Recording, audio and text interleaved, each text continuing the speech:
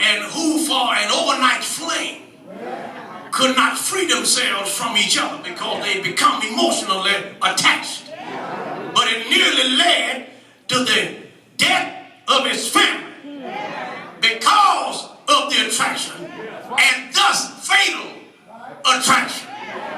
But don't stand too far off from Glenn and Mike, because everybody in this room at some point or another, even since you hooked up with heaven and got your joy from Jesus, have had some fatal attraction.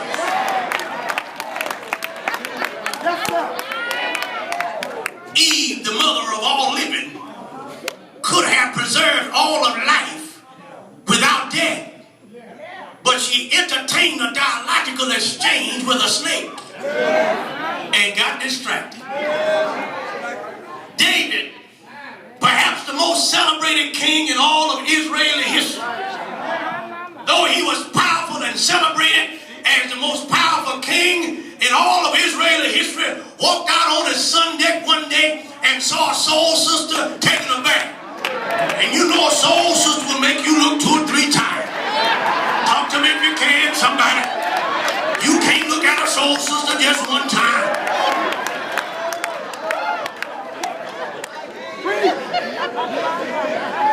David got distracted.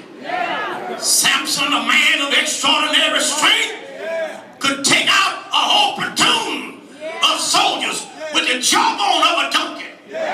But one day he met a woman named Delilah and took a nap in the wrong lap and got distracted. William, a.k.a. Bill Jefferson Clinton, dubbed America's first black president, left $1 trillion in the bank when he left, but ran into an intern in the Oval Office named Lewinsky and got distracted. But don't stand too far off now. You're not a paragon of perfection. You're not so holy. You're not sinless. You're not spotless. You have your faults and your failures. And each person in this room, even the one who's speaking in the mic, has had some fatal attraction.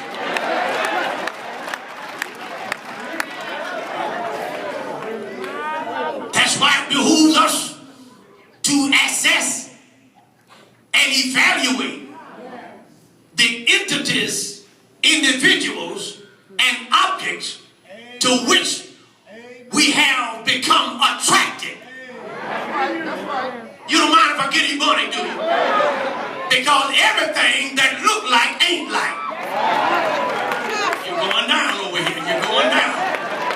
You're going to everything and everybody who looks like they have it don't really have it. Come on now. When this man saw Peter and John, he said, "Give me some money."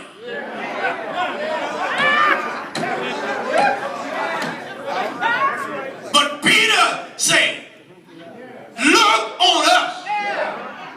We don't have what you think we have. You got to alter your observation and evaluate what you are attracted to, so that to which you think you are attracted and can receive assets from, it may look like it, but it ain't like it." You're not treating me. You're not treating me. Everything that look like ain't like. I know he's tall, dark, and Denzel handsome.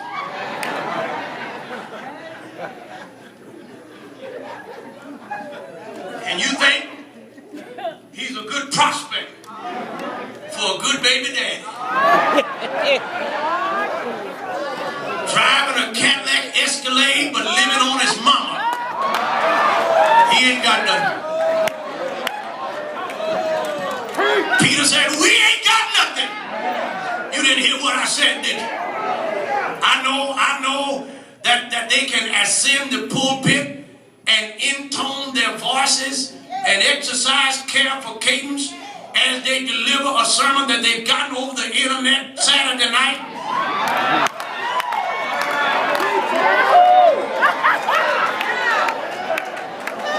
Went to class on YouTube, know where to hoop it out, then sell the tape as though they're the ones who wrote the message.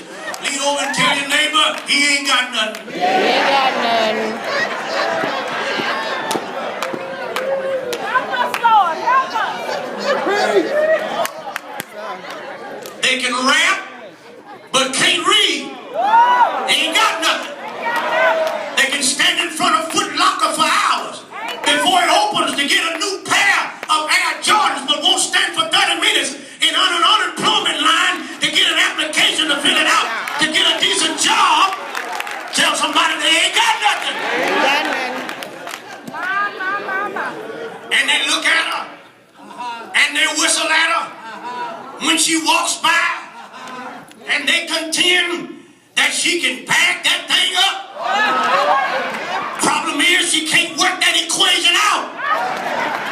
She can shake what her mama gave her, but she hadn't learned how to do what her mama taught her. Tell somebody she ain't got nothing. She'll walk by you to attract your attention with the right low-cut brows and the right hemline of her skirt, with a set of stilettos on with the right curves to attract your attention as a prospect to be the next baby daddy, so the government can raise her salary again. They said she's a brick house, but the problem is she ain't got no furniture upstairs. She ain't got nothing. Great.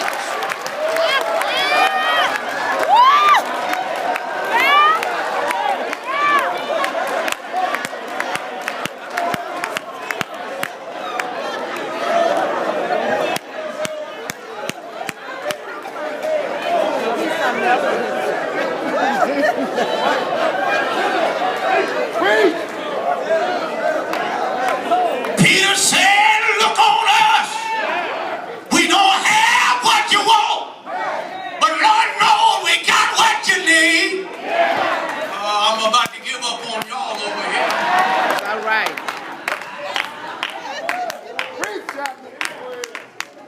Can I tell you what he said? In the name of Jesus, rise up and walk. Maybe I'll just go on by my little self tonight. Peter said we don't have it. We don't have any money, but we do have the master. We don't have any coins, but we do have Christ.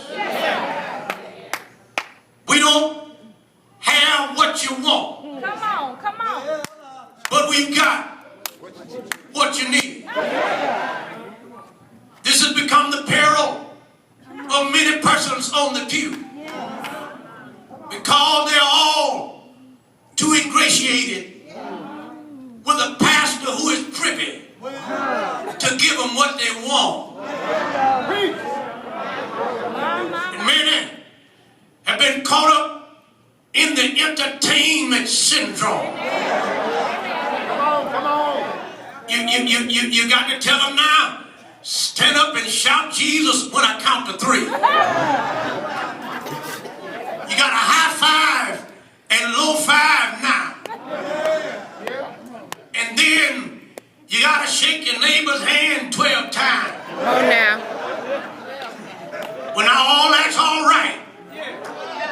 But it is no substitute for substance. You're not in the business of entertaining. And it's not your responsibility to shout people. If you think of the goodness of Jesus and the things he has done for you, you don't need a praise team to shout you. You don't need a music technician to strike the all chord on the piano. You don't need a preacher to hoop it out in celebration. But if you feel as though the Lord has been good to you, you can think of the goodness of Jesus and shout in your kitchen, and shout in your car, and shout in your bedroom, because you know just how good the Lord has been. I'm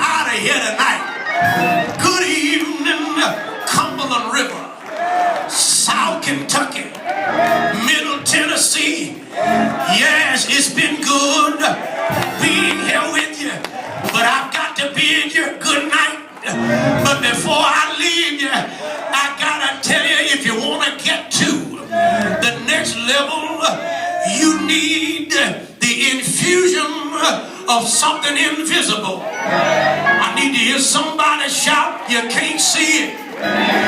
Peter and John said to the man who was paralyzed, we don't have what you want, but we're going to share with you what you need. He reached out his right hand and grabbed the man by the hand and said, in the name of Jesus, rise up and walk. He said, in the name of Jesus, rise up and walk. You know there's power in the name of Jesus. Things happen in the name of Jesus. Doors open in the name of Jesus. Ways are made in the name of Jesus. Bodies are healed in the name of Jesus. Miracles happen in the name of Jesus. Souls are saved in the name of Jesus. People get their breakthrough in the name of Jesus. Joy is obtained in the name of Jesus. Is there anybody in the house who know there's power in the name of Jesus? If you know there's power, help me shout the name Jesus. A few years ago, the Queen Bee, who is now, Beyonce Knowles, who is now known as the Queen Bee, used to sing with a hit group called Destiny's Child, and they made popular a hit tune entitled Say My Name. Yay. Oh, praise His name. And whoever they were talking about, the emphasis of the song was, don't deny me because you had some time with me. If you know who I am, say my name. I stopped by to tell you tonight that if the Lord made a way for you, you ought not be ashamed to say His name. If you know who woke you up this morning, if you know who started you on your way, if you know who clothed you in your right mind, if you know who made your enemies your footstool, you ought to say His name. If you know who saved your soul, if you know who answered your prayer, if you know who picked you up, why don't you say His name? His name is Jesus. He's the I am that I am. He's the way out of no way. He's the Alpha and Omega. He's the beginning and the end. He's the first and the last. He's the way out of no way. He's the way, the truth, and the life. He's the light of the world that will never go out. He's the living bread that will never mold. He's the true vine that will never wither. He's the resurrection that will never die. Is there anybody in the house know who He is? Turn around and tell somebody, I know His name. His name is so sweet. The birds hush their singing. He walks with me. He talks with me. He tells me I am His own. And the joy we share and we tarry there, none other has ever known. They said in the name of Jesus, rise up and walk. Something got in his backbone. Something got in his spinal cord. Something got in his ankle bones. He stood up on two lame legs. He stood up on 2 feet that had never felt the ground because something invisible got in his legs. Something invisible got in his ankles. He stood up. He started walking. He started leaping.